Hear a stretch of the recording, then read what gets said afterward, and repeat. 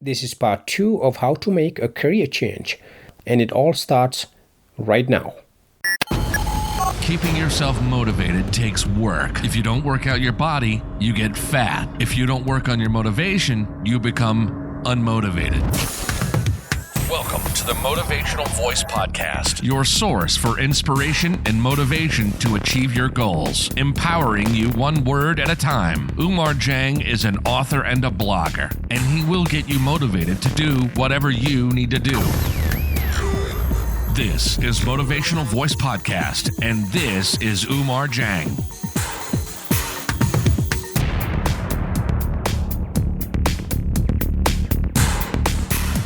What's up, everyone? Welcome back to the Motivational Voice Podcast. This is session number 7. It is good to have you back, and if you are new to the podcast, if this is your first time listening, I just want to say thank you and welcome. I appreciate you being here. You being here tells me that you are a true motivation seeker. Today's session is part 2, as I mentioned, of how to make a career change. If you have not listened to part 1 of this episode, you may want to go back and check out episode number 6 of this podcast. In that episode, we talked about some key steps you need to take to make a successful career change. Some of those steps included setting your career goals, assessing your current situation, finding out the necessary qualifications, assessing your skills, and finally doing a skills gap analysis. I won't go back into that episode, but in episode 6, if you go back to it, we talk about that and much more in a lot more detail. So if you want all the juicy details, go back and listen to episode 6. You can listen through iTunes, my personal blog, which has a podcast player to make things easier for you, or you can just go to whatever tool you use to listen to podcasts normally. Last time I left off talking about doing a skills gap analysis to better understand if there are qualifications required by the new career path that you either don't have or need to bring your skills up to par before you start applying for jobs. Okay, now that we're all caught up, let's continue where we left off last time. The very next step after you've done a skills gap analysis is to ramp up your skills. Now, how do you do that? Well, there is a number of tactics that you can use, and they range from easy and simple to a little more challenging and requiring time commitment and, in some cases, a financial investment. So, what am I talking about? The very first strategy for understanding the skills you need is to interview people who have the job that you want. Find someone, and they don't have to necessarily know you, and ask them if they would be willing to let you pick their brains over lunch. If you know the person, great. It's relatively easy to get them to agree to have lunch with you if you know them, especially if you tell them that you are interested in doing what they do. This is an opportunity for them to talk about themselves and have someone actually listen to them and mean it. In most cases, people talk about their jobs at a party or during conversations, and they can tell that people are not really asking them to talk about their jobs because they find it interesting, but rather they're just trying to be polite. But in this case, you're actually asking them about their jobs because you have an interest, a very vested interest in knowing what they do. If you don't know the person, you can still approach them and ask them to meet for lunch or even a phone call or a Skype call. Now, I know what you're thinking. If people don't know you, they don't want to talk to you. Not necessarily. When I made my career change from HR to IT, I interviewed about a dozen people. Every single person I asked agreed to meet with me. Why? Part of the people I met I already knew, but a good portion of those that I met, I didn't actually know until I approached them to meet with me for an informational interview. The reason why this works is that, number one, not many people do this. Think about it.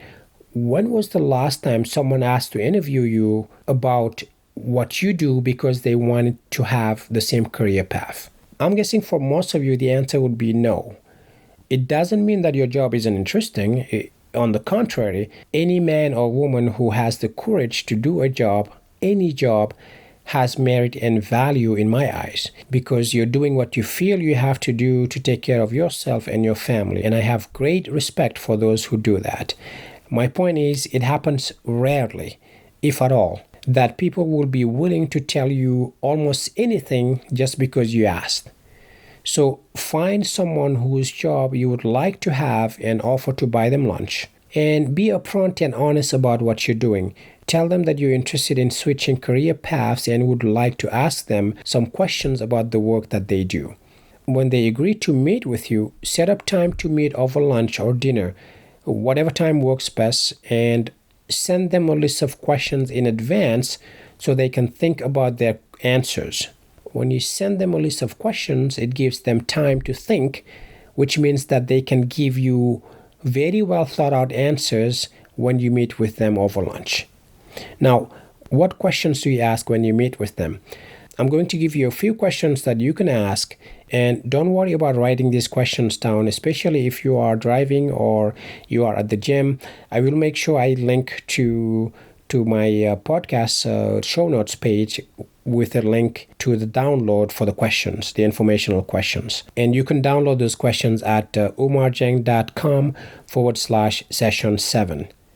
Okay, here are some of the questions you can ask. Question number 1. How long have you been doing this job? Question number 2. What do you like about this job? Question number 3. What does a normal day look like for you? Question number 4. Do you take work home with you? And this is an important question, because if you don't want to do a job where you are always taking work home, it's a sign, a job like that would be a sign of a stressful job. So you want to make sure you ask those types of questions. And finally, question number 5, what education or skills did you have to get to be eligible for this position? And like I said, there are more questions, about 11 questions total, that you can ask to a person during an informational interview. But I will link to those in the show notes where you can download them. Make sure you reassure the person that this is just for your own personal career development and that you will not share their answers with anyone. And keep your word. If you tell someone that you're not going to share their information, don't share it. People may tell you things that you did not expect to hear. So make sure you keep it to yourself. Don't damage the relationship you just created by telling others about what you heard. And of course, say thank you. Say thank you immediately after meeting with them, and later send them an email with a few lines that say something like, "Thank you for taking the time to meet with me today and answer my questions. I really appreciate it. Thank you very much." And that's all it takes. People would appreciate it. When I did this with the people that I interviewed, they really appreciated it. And very often we continued to connect and stayed in touch years and years after I left the company. The information you learn from these one-on-one informational interviews will give you enough detail and enough knowledge to let you know if this is the right career for you to pursue. Beyond doing informational interviews, you can also do on-the-job trainings. Now, I understand that this is not going to be an option for everyone for a couple of reasons. Number one, there has to be at least one other department where you can move to for this to be feasible. Number two, if you are looking to change careers, there's a good chance that you want to get away from the company. You want to go to a completely different company where you won't have to see the same people that you've worked with for a long time. And that is completely understandable. However, if you are able to train on the job, it is a very creative and easy way to learn a job in another career field. On-the-job training, as the name states, is when you learn to do the responsibilities of a position by being immersed into the day-to-day activities required for that position. You basically learn by doing the job. You generally work with someone who is very experienced in the field, who can show you the ropes on a daily basis until you have the basics of the job down. This works well for some jobs, but not for all jobs. It would not be possible, for instance, for you to do on-the-job training if it's a highly specialized job, primarily because those jobs would require specific training and education, and in some cases, you may be required to legally have some type of residency. You wouldn't walk into the cockpit of a 747 commercial jet one day and say, "Let's take this baby out for a spin." That would be an interesting experience, to say the least.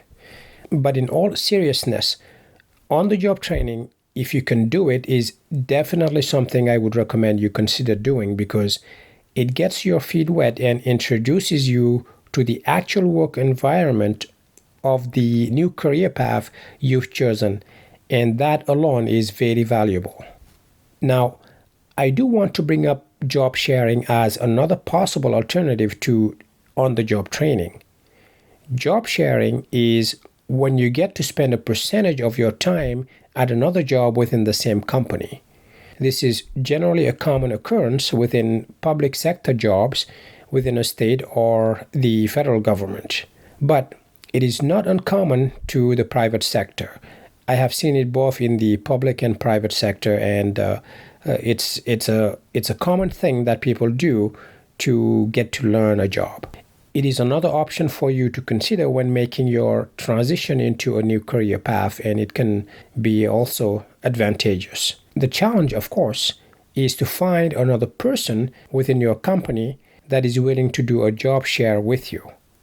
Because the job share involves two people doing the same job, where your combined FTE, FTE just stands for full-time employment. It is just human resource jargon for counting employees.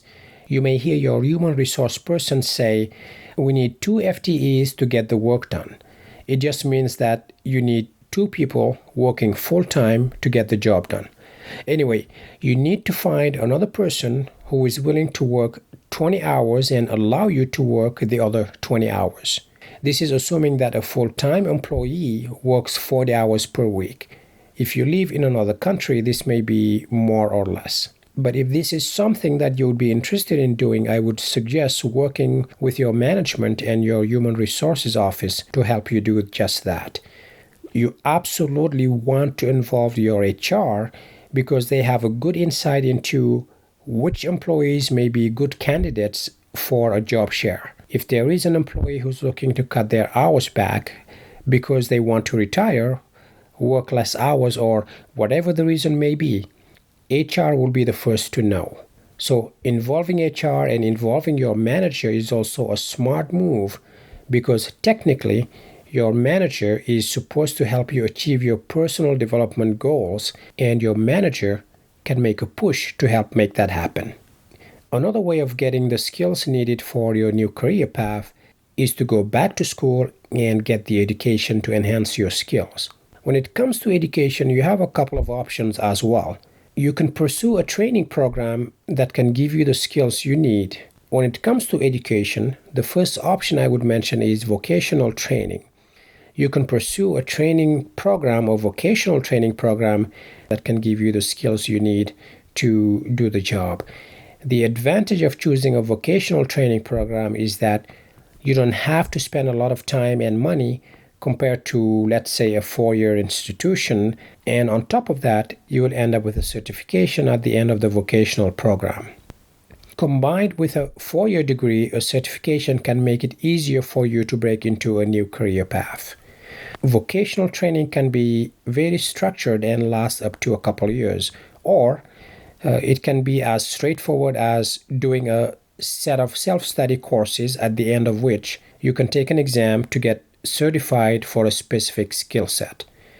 This is a good option for career paths that have a shortage of talent, because they're always looking to hire new talent. They won't be as picky in terms of the education that you have. And the other option is that you can always go back to school and get a degree, whether it be an undergrad degree or a graduate degree. Personally, I would not recommend spending 4 years to get another degree if you already have one. If you have a 4-year degree, I would recommend taking some type of vocational training to fill any skills gap that may exist rather than going for the full-fledged 4-year degree. As for a graduate degree, unless it is required by your new career, I would not consider it for a couple of reasons.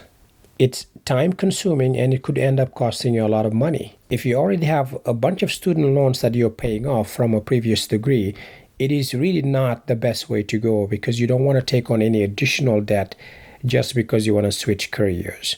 The only time I would recommend going to grad school is if it is required for your new career path and would provide a good return on your investment. In other words, if getting a master's degree would drastically increase your potential salary or your marketability, then it makes sense to do it. But in many positions, you could earn just as much with a bachelor's degree and the right certification program. Ultimately, you need to make a decision based on your own circumstances because each of us has a different set of circumstances. Some of us are just starting out our careers, others have families, others are near retirement. So you have to consider your situation when making these decisions. Obviously, if you are in your 20s and 30s, it is a lot easier to go back to school and get a degree than if you are in your 50s. So you have to balance the costs against the potential benefits. Whatever you decide, make this part of your career development plan at your current job. Many companies nowadays offer some type of tuition reimbursement program for their employees. That's right.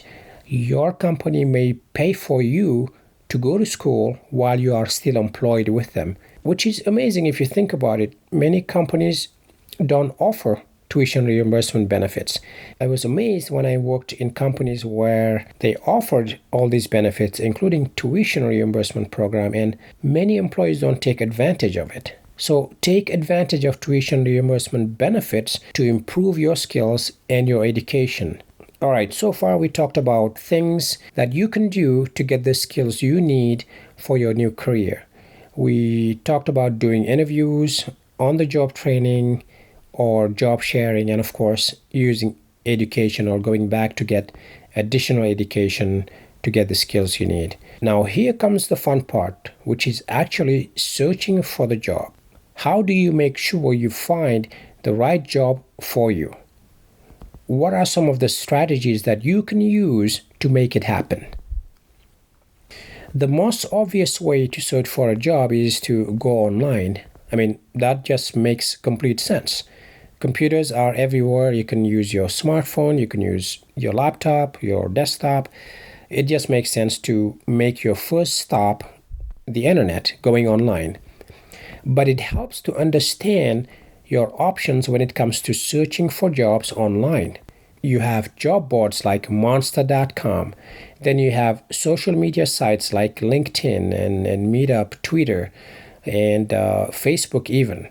But you also have job search engines like Indeed.com and LinkUp.com. There is an advantage to using each of these job sites.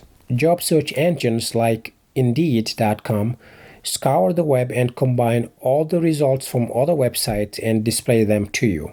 They basically go out and gather any job posting information from other sites, and what that does is that it makes it easier for you so you don't have to go and look at 10 websites or more to bring you jobs that match your search criteria. Sites like Monster.com may be better suited for wider geographical areas and have been around for a long time and are trusted. If you're looking for a job not only within the US but outside of the United States, sites like Monster.com will have jobs from other regions of the world other than the United States that you can search through. But of course, the internet is not the only option you have for finding a job. You can use professional services like a headhunter or an employment agency to speed up the process. Agencies find work for others for a living and will generally have a list of clients looking to fill open positions, and they may be able to place you very quickly, especially if you are open to taking contract to hire or temp to hire positions. But if all fails, you can always start working as a consultant. consulting is also a great strategy for getting your foot in the door. The large majority of companies use consultants for short-term contracts. That is an opportunity to get into an otherwise hard-to-access company. When you do get into those companies, you can learn the systems, the processes, and the applications that are used at that particular company, and you can be perceived as a subject matter expert in those particular processes and applications.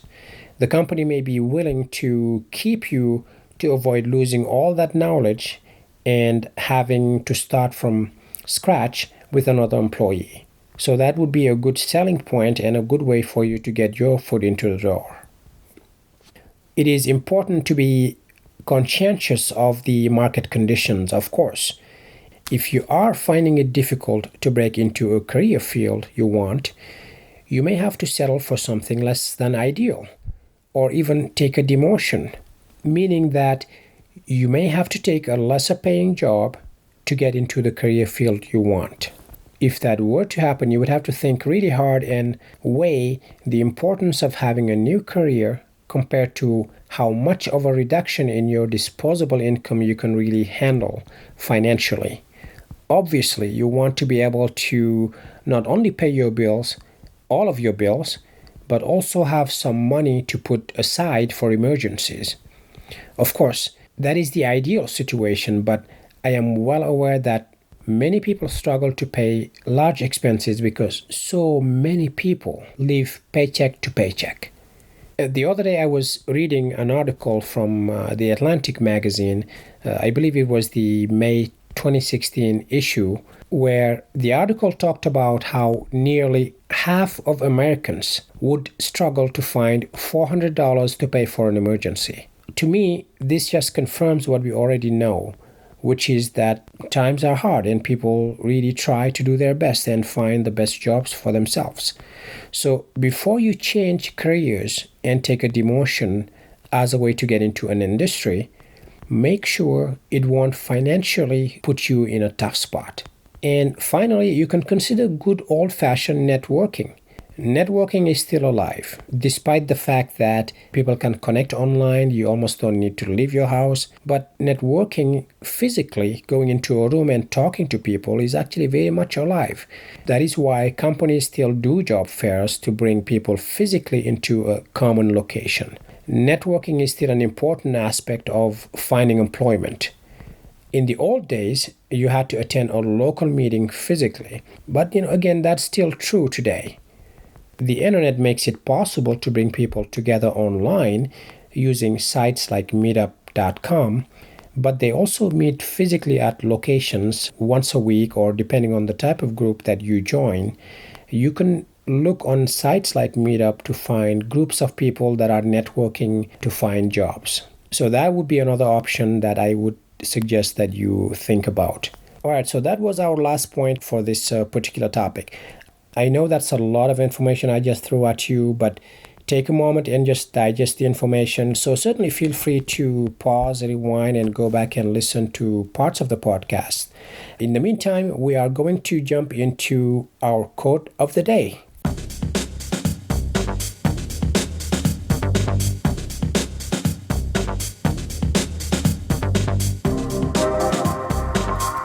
Today's quote comes from Mary Ann Evans, better known under the pen name George Eliot, and it goes like this: "It's never too late to be what you might have been." Here is my interpretation of the quote. We make decisions in life based on what we felt were the right choices to make at the time we made the decision. But it doesn't mean we are stuck with that decision for the rest of our lives. You have the willpower. You have the right to change your mind when your circumstances change, and as often as your circumstances change. Does that make sense? You have the right to change your mind when your circumstances change, and as often as your circumstances change. It is never too late to rethink your situation and make a new choice to be what you were truly meant to be in life. No one has a crystal ball that tells them what the right decisions are. We do it on faith, We do it based on what we believe is our calling in life. When we make a decision, we cannot anticipate what the consequences of that decision are. We just do our best and make a decision based on goodwill, educated guesses, and a little bit of faith. We do our best and make choices and tweak them over time to get to that place where we want to be and make the right decision. And because this process is not perfect, we ought to be able to change things and try until we get it right. And yes, you can choose to pick a different career. The question is, do you believe you can make the decision to be what you might have been? And I say to you, I believe you can. So should you. Leave a comment at omarjeng.com/session7. Let me know what you think of this quote and, of course, my interpretation of it.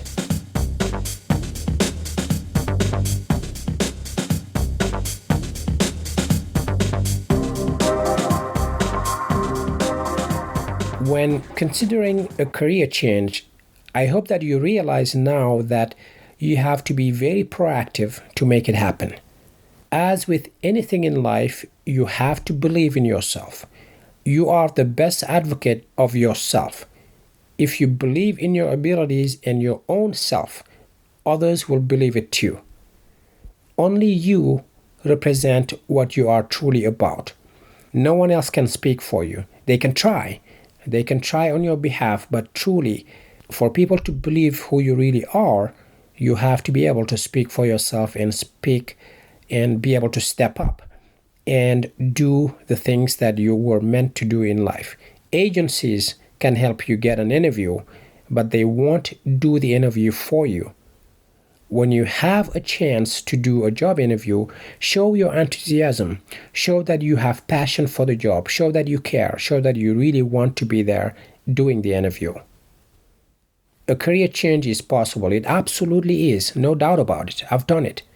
The fact that you have listened to this podcast up to this point tells me that you have the motivation to do this. Your gut feeling is telling you you can. Now, you just have to trust your instincts and take the second step. That's right. I said the second step because you've already taken the first step by listening to this podcast. I have homework for you. I want you to take 20 seconds and write down what you think your second step is. Is it writing down a list of jobs you might be interested in? Or is it asking your HR office if your company has a tuition reimbursement to offer? Whatever your second step is, don't let this half hour go to waste. Take action today. Don't forget to download the questionnaire that you can use for informational interviews to find out if your chosen career path is right for you based on the answers given by those who are actually living and breathing the job. And do me a favor, go on iTunes and give us a 5-star review if you enjoyed the show.